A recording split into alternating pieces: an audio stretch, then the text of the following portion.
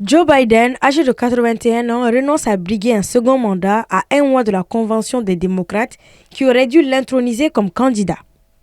Dans un communiqué publié par la Maison-Blanche, Biden précise, je cite, « Je pense qu'il est dans l'intérêt de mon parti et du pays que je me retire et que je me concentre uniquement sur l'exercice de mes fonctions de président jusqu'à la fin de mon mandat. » Fin de citation. Sa vice-présidente Kamala Harris, quant à elle, s'est dite prête à le remplacer pour battre l'ancien président Donald Trump. Joe Biden a ainsi apporté son soutien total à la grande favorite pour porter les couleurs du Parti démocrate.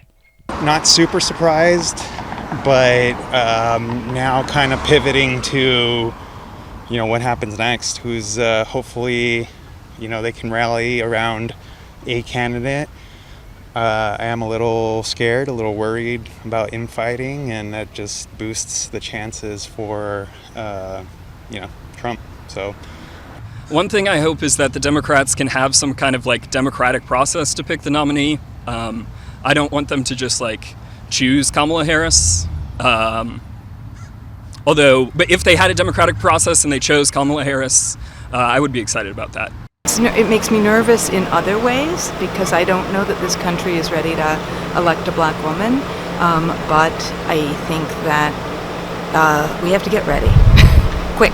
Kamala Harris, 59 ans, est la première afro-américaine à avoir accédé au poste de vice-présidente aux États-Unis. Elle affiche une image de jeunesse face à Donald Trump, 78 ans, qui n'a pas manqué de réagir à la candidature de Mme Harris en ces termes, je cite, « Nous devons tout recommencer. Kamala Harris sera encore pire que Joe Biden. » Fin de citation.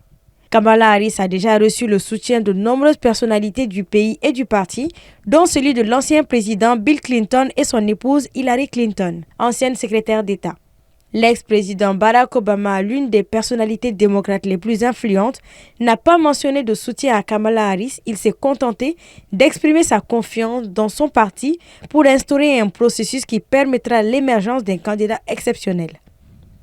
Pour l'heure, rien n'est encore décidé. C'est lors de la convention du Parti démocrate mi-août à Chicago que les 3900 délégués du Parti démocrate vont décider si Kamala Harris sera la candidate des démocrates ou non.